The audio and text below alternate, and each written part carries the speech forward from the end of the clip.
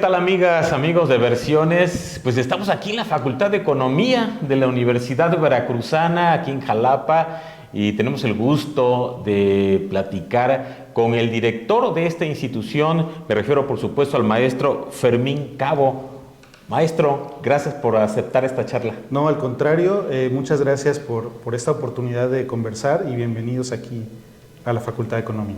Bueno, tenemos entendido que habrá, y bueno, ya usted nos los platicará y explicará a detalle, pero se está estrenando, creando un observatorio de economía y finanzas.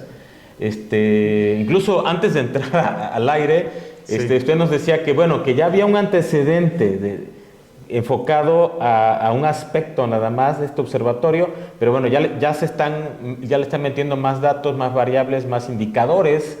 Así es. Que es economía y finanzas. Platíquenos cuál es el origen de este proyecto. Claro, bueno, nuevamente bienvenidos, muchas gracias. Comentar brevemente que consideramos o se considera que el mercado laboral es el principal indicador de la actividad económica. Si una persona o si la gente no encuentra trabajo, es porque la economía anda mal.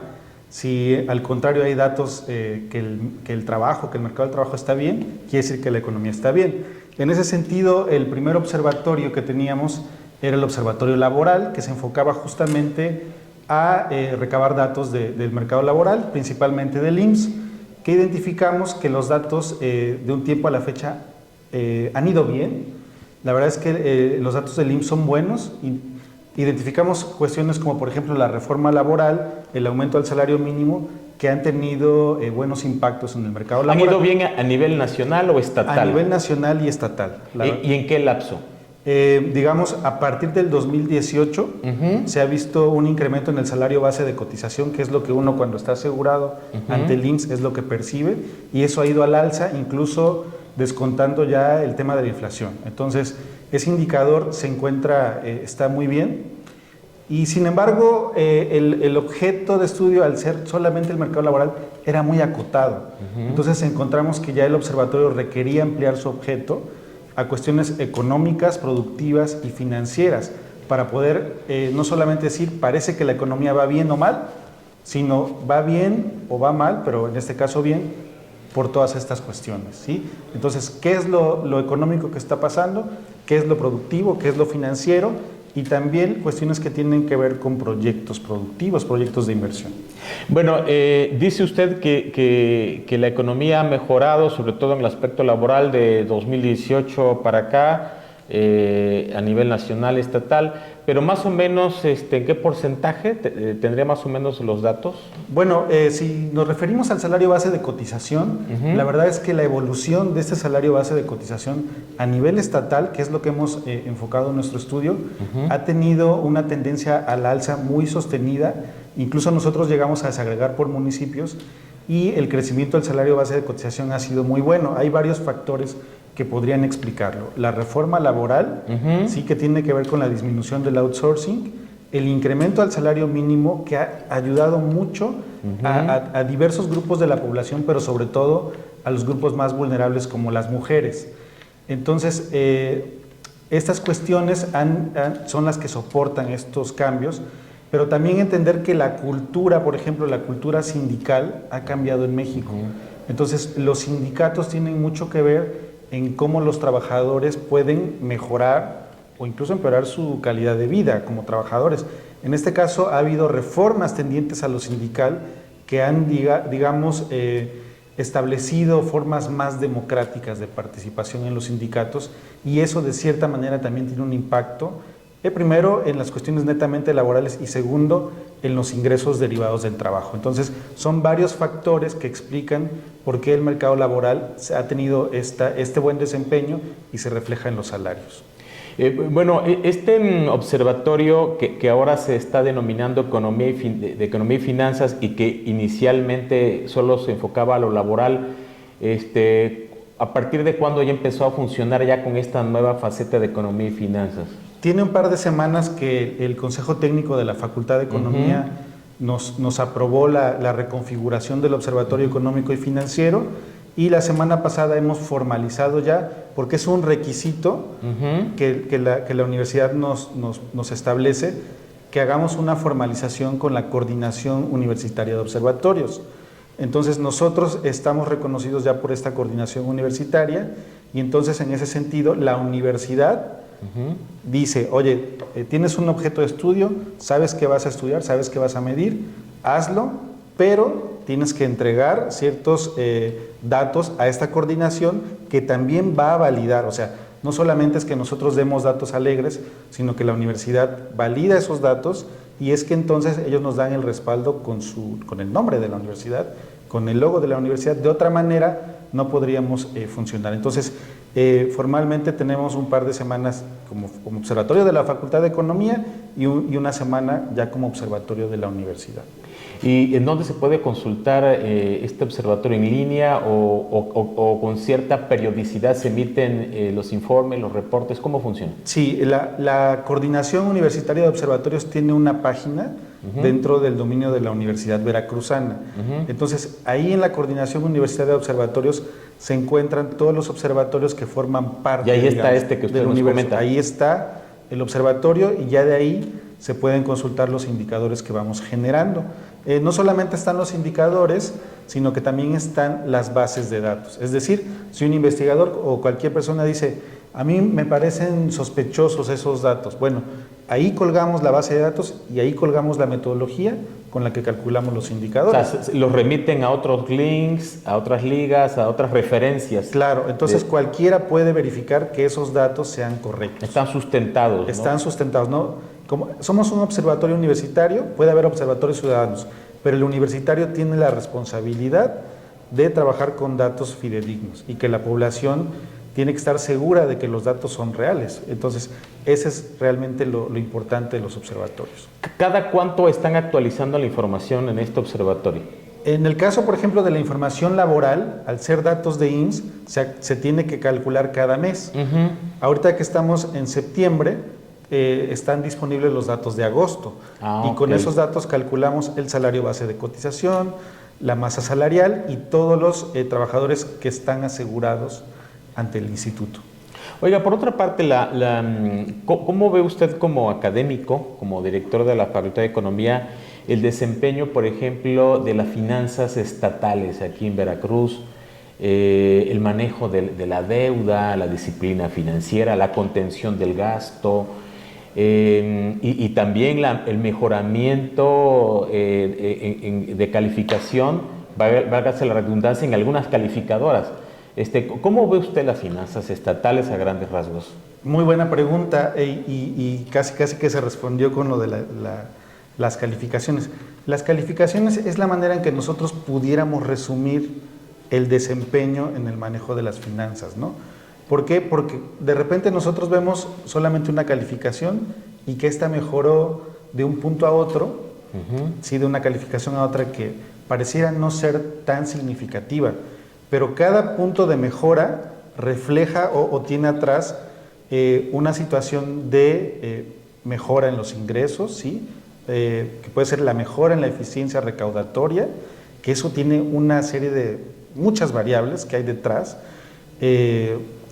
Por ejemplo, si yo genero un incentivo para que la gente pague sus derechos vehiculares, puedo hacer, no sé, una rifa, ¿no? Que tradicionalmente se hace. Voy a rifar un vehículo para todos aquellos que paguen puntualmente su derecho vehicular. Entonces, hay más gente que va y paga y es uno de los principales principios económicos. La gente responde a incentivos. ¿Ha mejorado la recaudación tributaria aquí en el Estado? En este caso, digamos que estos incentivos sí han hecho que la gente responda. Y digamos, es solo una partecita, pero hace que mejoren los ingresos.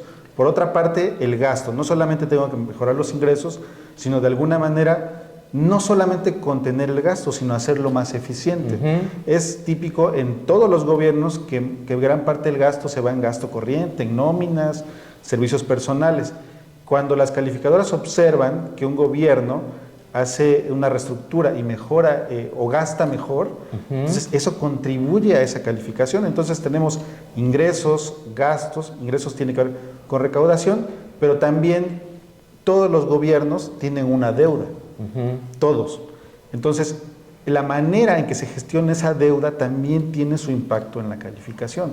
Entonces, cuando la deuda se gestiona adecuadamente, eso influye en esa calificación. Entonces, la calificación es como un resumen de todo lo que hay atrás en cuanto a finanzas, y que no es fácil. Entonces, una mejora en la calificación quiere decir que se está haciendo algo bien en el manejo financiero. ¿Qué debería ser el próximo gobierno? Porque bueno, a este gobierno ya le queda 1 año y meses para dar continuidad a estas políticas que acabamos de políticas financieras que usted nos acaba de comentar. Creo que se están sentando las bases para ir saneando las finanzas, pero ¿cuál sería el pendiente que se dejaría o qué debería hacer el próximo gobierno, la próxima administración estatal para darle continuidad y seguir en la misma ruta? Claro.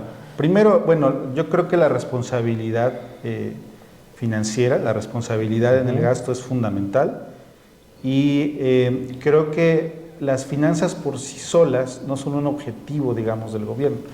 Tienen que ser enfocadas las finanzas al desarrollo económico. Cuando se piensa estratégicamente en el manejo de las finanzas para detonar el desarrollo, bueno, primero el crecimiento y luego el desarrollo económico, entonces estamos trascendiendo. Ahora, pues los gobiernos no empiezan de cero, ¿no? Así como este gobierno heredó una situación financiera y tuvo que partir de ahí. Situación financiera que usted, ¿cómo la consideraría, la que le heredaron esta? Una situación financiera bastante delicada que comprometía en mucho el funcionamiento del propio gobierno, ¿no? Incluso la universidad nos vimos muy afectados porque había adeudos del gobierno que afectaron el pago de la universidad al sistema de administración tributaria. Y a ver quién le quiere deber al SAT, pues nosotros como universidad le debíamos, y entonces ese adeudo ya fue saneado por pues las autoridades, por la CEFIPLAN. Ya la universidad ya no tiene ese adeudo, pero el punto es, pues heredan un estatus y con ese trabajan. Ahora, el estatus que esta administración hereda al otro, de ahí tienen que partir, y no porque vean que las finanzas están bien. Hay que darle continuidad. Exactamente, ¿no? Hay que mantener una responsabilidad, y tenemos lecciones muy claras, recientes en términos de país, porque en pandemia hubo gobiernos que dijeron vamos a gastar para incentivar la economía, cuando la crisis no fue un tema económico, sino era de salud. Y por ejemplo hubo países que con el librito en mano quisieron gastar, y Colombia, por ejemplo, gastó y después tuvo un problema financiero serio, ¿no? Aquí en México sí se ha tenido esa responsabilidad en los años de pandemia, y eso nos ha permitido pues sortear todas las dificultades. Recientemente vino el subgobernador del Banco de México aquí a la facultad y justamente dijo eso: ha habido prudencia en el gasto. Entonces, esa prudencia que en un momento pudiera decir la gente, ¿por qué el gobierno no gasta? Bueno, eso nos ha servido para mantener un equilibrio en las finanzas. A propósito de las finanzas y la economía a nivel nacional, dándole un poco de seguimiento a lo que usted acaba de comentar, un seguimiento temático, el tema de la inflación que se ha ido disminuyendo, se ha ido controlando, ya lleva varios meses a la baja. Yo recuerdo que el gobierno federal detectó que, bueno, en donde se presentaba más la inflación era precisamente en productos del campo, ¿no? Entonces empezó a donarles de manera gratuita a los productores fertilizantes, para que bueno, aumentara allí la producción y de alguna manera desactivar la inflación. ¿Cree usted que esa medida funcionó? Bueno, ¿O qué otras medidas tomó el gobierno para ir frenando la inflación? Claro, sí, es una pregunta muy buena, muy importante, porque, bueno, principalmente la inflación, cierta parte nos vino de fuera. Entonces, es un fenómeno mundial, claro, derivado de la pandemia, ¿no? Sí, vivimos en un mundo globalizado, entonces muchos de los productos que nosotros consumimos en México vienen de fuera, y entonces ya con precios más altos se complica. Se complicó más aún con el conflicto de Rusia y Ucrania. Entonces, de cierta manera venía de fuera, y el gobierno tenía que estratégicamente ver cómo disminuir ese impacto, ¿no?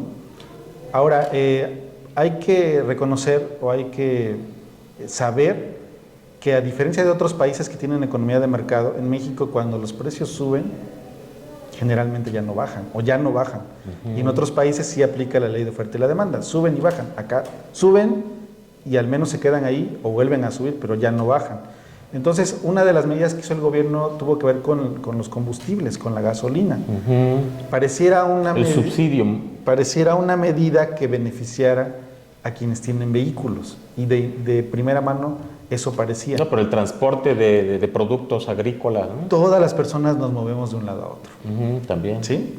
Jalapa es un ejemplo claro, ¿no? Entonces, no solamente es la movilidad, sino las mercancías, los bienes tienen que ser trasladados. Entonces, partimos de lo básico. El pan se traslada en un vehículo que utiliza combustible, los lácteos, la comida en general, todo es trasladado. Si aumentamos el precio del combustible, hay un efecto que se va dando en todos los bienes. Entonces, el gobierno decidió establecer este mecanismo para contener los precios de los combustibles y eso sí tuvo un impacto en la contención de la inflación. Repito, pareciera una medida que favoreciera a pocos, pero a la larga parece ser que sí tuvo muy buenos efectos, ¿no? Ya el contener el aumento de los precios es importante. Maestro Fermín Cabo, pero ¿qué pasará el año entrante? Es un año electoral, se renovará pues el poder federal en la presidencia de la República, entre otros cargos de elección popular, pero básicamente por ser un periodo electoral, ¿cree usted que pudiera haber inflación derivado tal vez de la tentación del gobierno federal de aumentar los salarios mínimos? O sea, tal vez en una medida pues que le favoreciera al partido en el poder, sin aumentar los salarios, pero que eso impacte a la inflación. ¿Cree usted que podría darse ese escenario o no? Muy buena pregunta. La verdad es que la teoría económica dice que cuando se aumenta el salario mínimo, aumenta la inflación, pero hay muchos artículos que van en contra de la teoría justamente porque se ha encontrado que no precisamente el aumento de los salarios genera desempleo o aumenta la inflación. En México ya estos recientes años hemos visto los aumentos en el salario mínimo sin impactos negativos en la economía. Entonces, uno de los objetivos del gobierno justamente ha sido que el salario mínimo aumente, justamente para recuperar el poder adquisitivo que se pierde cuando hay escenarios de inflación. El año que entra está proyectado un incremento en el salario mínimo, pero no es solamente una persona que dice vamos a subirlo así o así, sino que hay estudios detrás de esto. Existe la CONASAMI, que es la Comisión Nacional de Salarios Mínimos, donde se tienen estudios muy puntuales y minuciosos para ver, primero, si se puede subir el salario mínimo, y segundo, en cuánto, y tercero, anticipando posibles efectos. Hasta el momento los efectos de los aumentos en los salarios mínimos no han sido negativos. Quiere decir que en economía, por ejemplo, decimos que el salario debe ser la contribución marginal del trabajo.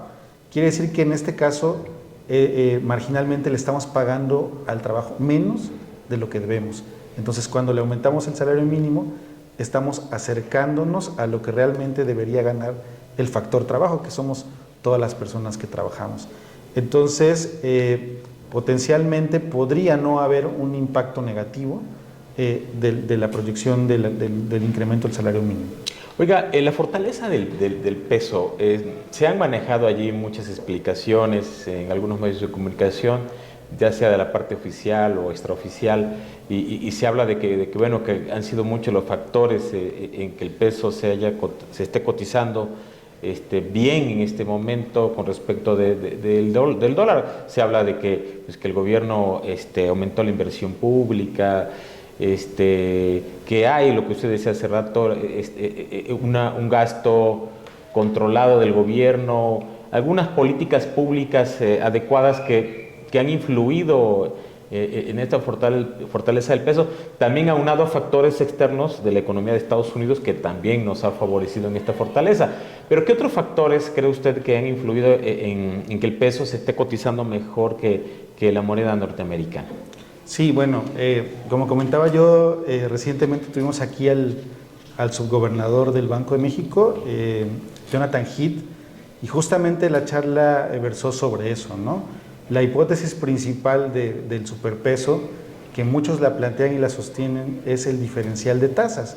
¿Qué quiere decir? Hay tasas de interés que fija el Banco de la Reserva Federal de Estados Unidos y aquí en México lo que es el Banco Central, el Banco de México, y entonces la diferencia de tasas de interés, la hipótesis principal era que por eso el superpeso.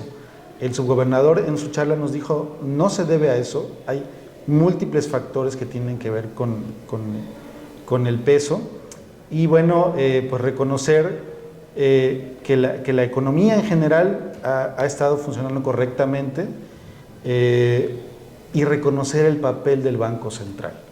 Mucho de lo que hace el Banco Central como un ente autónomo del gobierno, es decir, que no obedece a las políticas del gobierno, entonces ha habido un manejo de las tasas de interés que justamente también ha contribuido al peso. Ahora, lo importante aquí no es si sube o baja el peso, es que ante un cambio, ante una variación del tipo de cambio, hay ganadores y hay perdedores. En palabras coloquiales, si el dólar está alto, digamos a 25 pesos, hay gente que pierde, que son los que tienen que importar bienes del exterior, de Estados Unidos, que pagan en dólares, ellos salen perdiendo. Pero cuando el dólar está alto, hay gente que sale ganando, que es la gente que exporta. Al contrario, cuando el dólar está bajo, hay gente que pierde, que son los que importan, y en sentido contrario, ¿no? O sea, siempre hay ganadores y perdedores. Aquí lo interesante es ver cuál es este balance entre ganadores y perdedores. Y sobre todo, cómo sale perjudicada la gente, y la gente que menos recursos tiene. ¿El superpeso le pueda favorecer a los ciudadanos, el ciudadano común, al pueblo?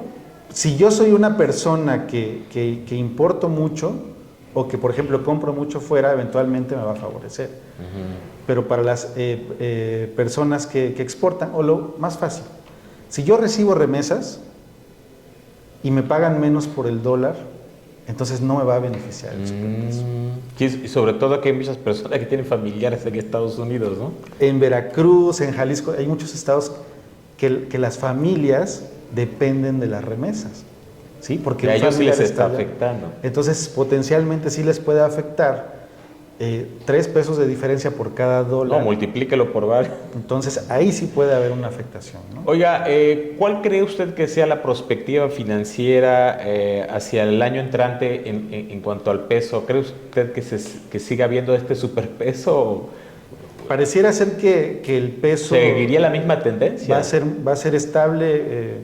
Las proyecciones de los expertos pues proyectan que podría llegar a 18 pesos. ¿Y el año que entra? Sí, pero sí parece que es muy estable. Digo, los economistas tenemos mala fama en las proyecciones, pero se espera que haya un... No se preocupe, también los meteorólogos a veces se equivocan. Claro, pero sí es... No, es que es muy complicada la economía, porque claro, luego surgen variables imprevistas. Así a ver, ¿quién iba a prever la pandemia? O sea, claro. Y así por el estilo, de repente hay situaciones imprevistas, esto en abono a los pronósticos de los economistas. No es una excusa, pero sí es... Sí, o sea, de repente hay imponderables. Porque trabajamos justamente con información, como la que se genera en los observatorios. Y es la información que tenemos disponible. Pero nadie avisoraba que iba a surgir un virus del otro lado del mundo y que iba a afectar todo el planeta. Todo el planeta. Entonces, así puede haber situaciones que de la noche a la mañana cambien el rumbo de las cosas, ¿no? Y eso dificulta a veces la proyección, los pronósticos. Entonces, pero ante todo escenario, vuelvo a las finanzas, regresar, o sea, tener una disciplina fiscal, financiera y mantener un equilibrio, eso siempre va a ser bueno. Porque no sabemos si el día de mañana va a ser, como coloquialmente se dice, de vacas flacas o de vacas gordas. Sí. Si un gobierno es disciplinado y tiene ahorros, cuando sea época de vacas flacas, puede entonces gastar. Pero si no, si al contrario está endeudado y le toca una época de vacas flacas, pues ahora sí, ¿de dónde va a sacar, no?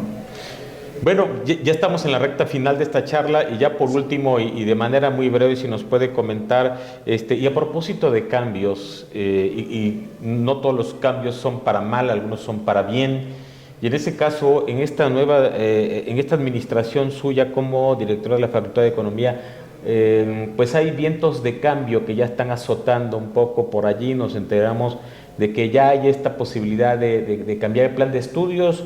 ¿Qué tan avanzado está esto? ¿Para cuándo podría quedar concluido? Claro, bueno, la normativa universitaria nos indica que cada 4 años, cada 5 años tenemos que hacer una revisión del plan de estudios y justamente desde el año pasado estamos haciendo una revisión del plan de estudios de economía y también de la otra carrera que tenemos, que es geografía, y en ambos programas nos encontramos en esta revisión. Y es probable, o debería ser, que para el 2024 ambas carreras, geografía y economía, ofertemos nuestro nuevo ingreso sea ya con el plan 2024. Es decir, los chicos que ingresen en 2024 ya estarán estrenando un nuevo plan de estudios. ¿Qué van a quitar y qué van a poner? Más que quitar o poner, estamos optimizando todas las materias, aquí se conocen como experiencias educativas, y estamos dándole un enfoque muy aplicado a la economía. De economía aplicada, reforzamos 2 áreas fundamentales que son sector público y sector empresarial y financiero, y estamos dándole espacio a un área de economía aplicada que tiene que ver justamente con economía laboral, con economía de la educación, economía de la salud, justamente para atender problemas, ¿no?, que son muy importantes para la población y que son ámbitos donde los economistas también podemos contribuir. Muy bien, pues le agradecemos mucho esta charla, maestro Fermín Cabo, director de la Facultad de Economía de la Universidad Veracruzana. Gracias por darnos estos datos tan interesantes. No, al contrario, muchísimas gracias, y esta es su casa, la Facultad de Economía. Pero sobre todo, gracias a usted por habernos aquí visto a lo largo de esta charla. Hasta entonces.